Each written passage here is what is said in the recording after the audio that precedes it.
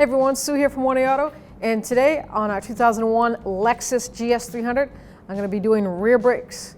If you need those parts or any of the parts for your car, click on the link below and head on over to 1AAuto.com. Take the wheel off, 21mm socket, and a breaker bar.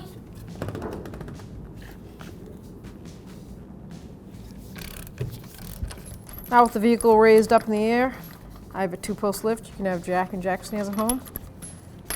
It'd be great if you had a lift. Take all the lug nuts off, and we'll pull the wheel. I'm going to take the pads out of the caliper while it's attached, because that way it's easy to pull the pin out. And sometimes they get frozen in there over time. And if that's the case, if it's still mounted, it's sturdier and easier to work with. So that is a cotta pin version from Toyota, and it locks in that pin from sliding back and retrieving itself. It's got a nice hook to it. It looks in good shape. And because I didn't buy a hardware kit, I'm going to have to reuse that. So now this pin, just tap it out. See, it's moving over here. So I can get a pair of pliers actually, and a little bit of penetrating spray. We'll just see if we can lube that up a little bit. And I'll grab the end over here and see if I can twist it and give it a pull while I'm twisting. I'm going to remove the tin shield first here. So it's like a butterfly anti-rattle clip. And get this out of the way. It hooks in the back here and it comes up. And now we can see why maybe this is not moving. Some more anti-rattle clips. They're just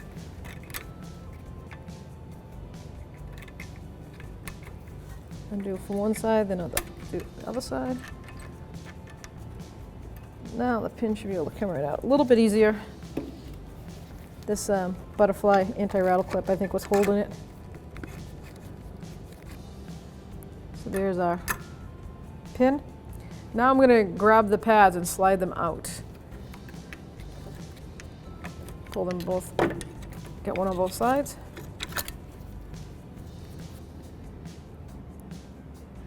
There's the shims. Should be 2 or 3 of them. Yep.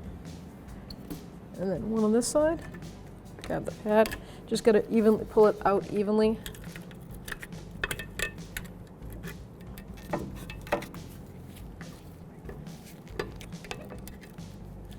So might need a bigger pry bar screwdriver. I just got a little bit bigger bar to try to get this pad out. That's probably a good indication that the actual caliper might be a little frozen in there. I'm going to open this bleeder screw now and see if I can get this piston to go back at all. I have a catch basin underneath. Make sure if the fluid comes out, or when it does, I can catch it. Let's see if we can push this front piston in.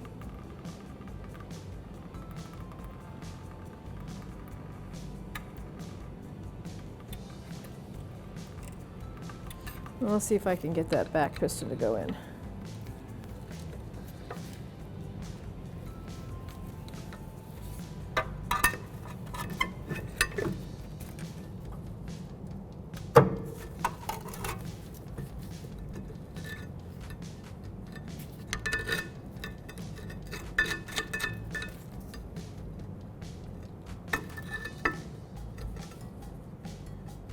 This could be the problem.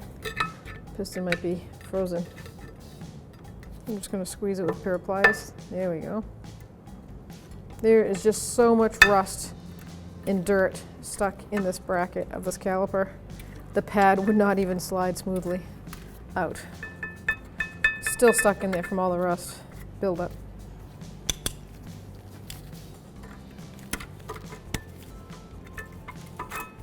There we go.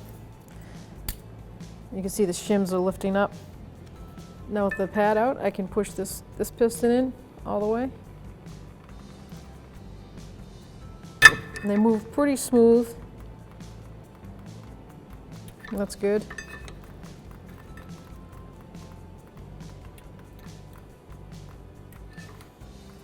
I'm gonna let that gravity bleed a little bit so I don't have to do so much of it on the other end.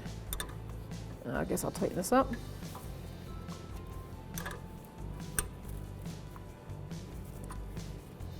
Now we're going to undo the caliper to the knuckle. It's 2 mounting bolts. I raised my vehicle up a little bit higher because these bolts are really frozen in there, so I'm going to end up using a 1/2 inch 17mm socket, 1/2 inch drive, and my long ratchet. See if I can break these free. Let's see if I can get that top one.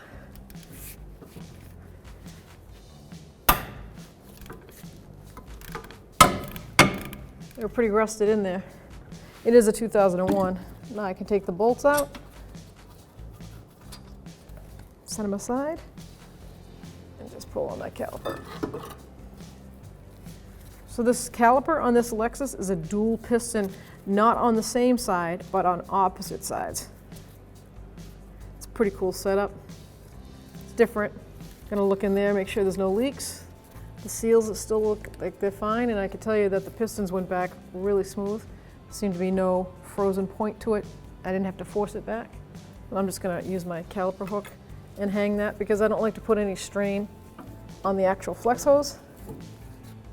So we'll let that dangle there, and now I can take my rotor off. Now I brought it back down to level that I can work at, and I'm gonna pull the rotor right off the hub. And there's e-brake shoes inside this hat.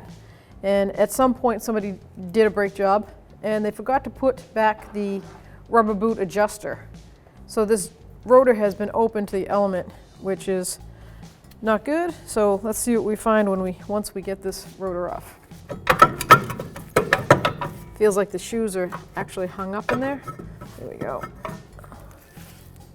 So the shoes are worn evenly. This one's worn. The rear one is worn somewhat evenly. The front one here is worn a little unevenly, mostly hitting at the top, which I'm going to say is usually a sign of someone leaving the e-brake on while they're driving. It happens, especially with a foot style brake, even the hand brake. So they didn't go far. They could have gone a couple miles and gone, oh, and it wasn't all the way on, so it didn't drag it too much. But enough so that the top hit, because this should not be hitting at all when the car is in motion. So I'm going to clean it with brake clean so I can get a better inspection. So here we have the old set of rear brakes from our 2001 Lexus GS300. And here is the new ones from 1A Auto. We ordered and got the slotted and vented rotors for performance cars. This has a nice straight 6 in it. It's got a little bit of boot, 215 horsepower. So I decided to go with the slotted style set. It really doesn't, you're not going to notice the performance so much. It's just something neat to do, and it's fun, shall I say. It's better for cooling, without a doubt, and that's the point of it. And this was a factory, and you can buy the both solid or the drilled and slotted on the 1A site. We sell both designs. It depends on what you preference. So here's the old rotor. Has a hat, has the e-brake shoes. Sorry, has the pads. E-brake shoes sitting here. Nice milled drum on the inside of the hat. Pads. Got the cooling cut down the middle, angled to distribute the brake dust. Shim is part of the pad. It's clipped on the front and on the bottom, so top and bottom. Has indicators, rear indicators. And see these pads, they don't have the hooks on the top, so they come apart. They only have the hooks on the bottom. They want the pins to hold it in. The hooks are all bent and out of shape and distorted. This style has one nice big hook in the center, so the pins have nothing to touch and it won't distort it. If you need these parts or any other parts for your car, click on the link below and head on over to 1aauto.com.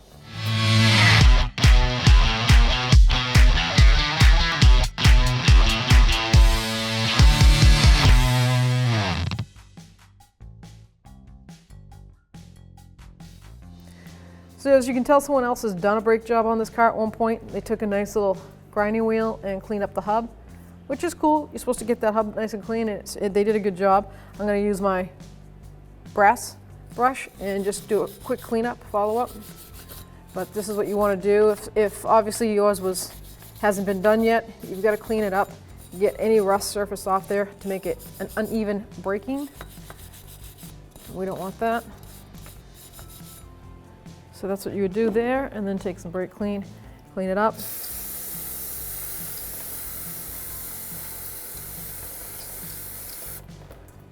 Let that air dry. Then I like to put some anti-seize. See if I can get some of that brake fluid out of those little pockets up there. And I'm going to spray some anti-seize on it. And that helps the mating of the surface of the hub and the actual inside of the rotor. So now I'm going to put the rotor on, line up the stud holes. And these are offset access windows, like the factory, or this rotor, shall I say it? This rotor is like a factory rotor where it has just the one milled hole, and that's an access window to get to the e-brake adjuster. Unfortunately, the last person that did the brake job didn't transfer over that rubber boot. So if this is the first brake job on your car and you're doing it, please transfer over the rubber boot, because then you can stop water from having access to the e-brake shoes, and that causes problems.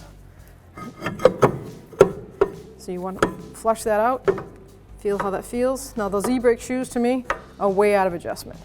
So I'm going to take that back off, and I'm going to adjust my e-brake shoes prior to putting the rotor back on. So to adjust your e-brake shoes, parking shoes, there is a hole in the hub here, and you can access the adjuster that's mounted on the bottom here. There is a spring in front of it, so we're just going to work around that spring, and you're going to have to decide which way the adjuster is going to go. If it's going to go this way, you're going to keep an eye on the end here. You'll see the end piece right there, and see if it's spreading out the slider or if it's making it shorter. So I'm going inward like this, and I see that the actual adjuster is pushing out. So that's what I'm looking for. I want to make these shoes tighter inside the hat of the rotor. So now I'm going to take the rotor and put it back on and see how tight the adjustment is. That's too tight. Can't even put the hat on because the shoes are out too much. So we're going to pull that right off, and I'm going to back off on it. So I know that I went inward to make the adjuster spread out. So now I'm going to go back downward. And now I'm going to try the rotor again.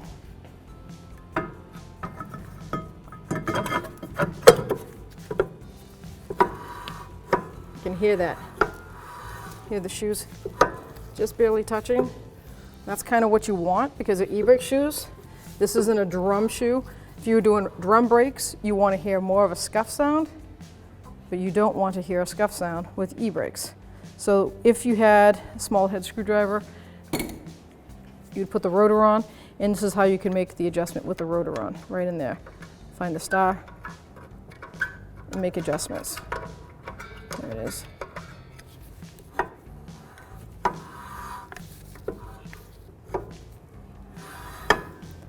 I'm going to leave it right there, and it's time to put the pads on. So now before I mount the caliper, I'm taking it off the hook, and I'm going to bring it around this way so we can see. And I'm going to take a wire brush to the surface right in here and on this side, because that's where the pad hits and slides around, and you don't want all that rust in there. And I'm trying to be careful because you don't want to hit that caliper boots. I am using a brass brush, so that's good. It's a softer bristle. But you want to scuff up these spots here, see if we can get that to have a lot smoother motion. And if you've got a car like this that's got this kind of age to it, it might be feasible to take a flathead screwdriver, see if we can scrape some of that rust chunks off.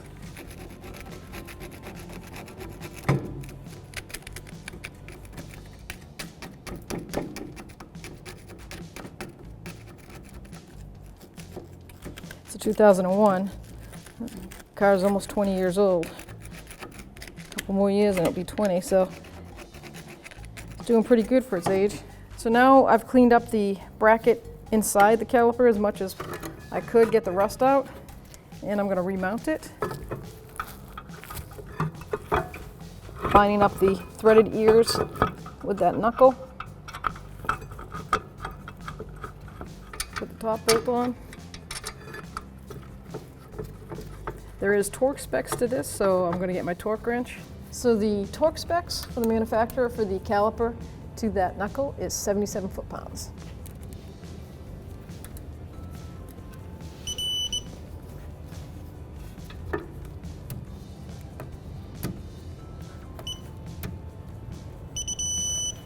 Now we're going to install the pads, and there is no difference on the inner or the outer. They both have shims and they both have indicators. So hopefully it will move, yeah, nice and smooth. Now that I cleaned that rust out, goes right in. So now it's time to put the anti-rattle clip in. On this design, some Toyotas have a loop where the pin actually slides through. This one on this Lexus does not. So make sure that I call it a shoe because it looks like a foot. So make sure that's facing outward.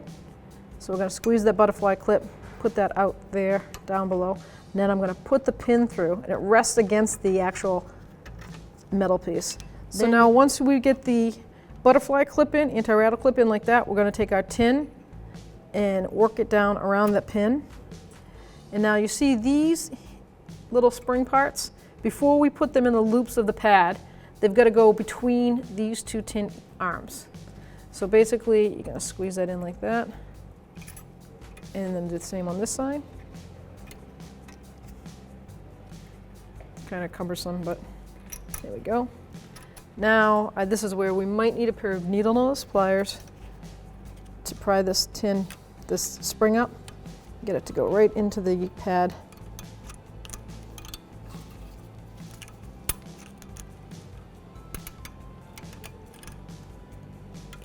Now you can feel the tension, so that's why they designed that like that.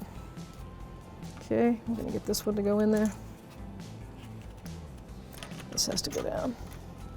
Make sure this is seating on the outside of this caliper, just like that.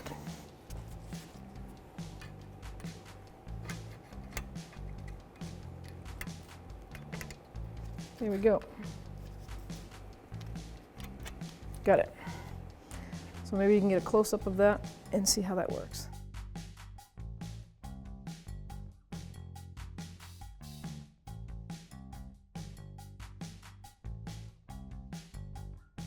Now we're going to open the bleeder screw.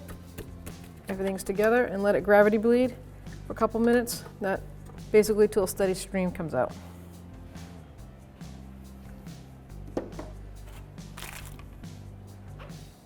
Now we have a steady stream, no bubbles, so I can close this off.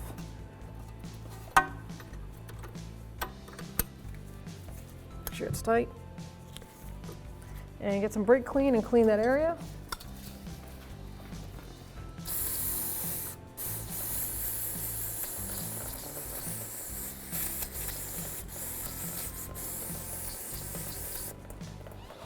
Now we can put our rear tire back on. Make sure the wheel is centered because the lug nuts have a sleeve on it. So you want to make sure that the sleeve goes into the actual mounting hole correctly. And that centers the actual rim on the hub. I'm going to leave that on because I'm going to lower it and torque it to 76 foot-pounds. Now we're going to torque it with a 21mm socket and our torque wrench, 76 foot-pounds. In the star pattern.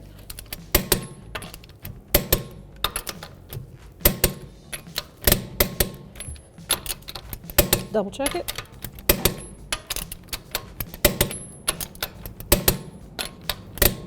So here we are at the engine compartment, and we're going to check our master cylinder. It is right in front of the driver's seat in the engine compartment. So left front fender well, you'll see the master cylinder. Every car that I know of has the actual brake fluid on the cap. This one here says DOT3, so DOT3 is the type of fluid in here. And now that we've done the brakes, and I've bled some of them, I'm looking and it's still full. It's right up here on the full mark. You've got a max and a min, and it's right above the max line. Well, I'm going to take it for a road test and see how it feels. If I have to bring it back in and bleed it, I will. Thanks for watching. Visit 1AAuto.com for quality auto parts shipped to your door, the place for DIY auto repair. And if you enjoyed this video, please click the subscribe button.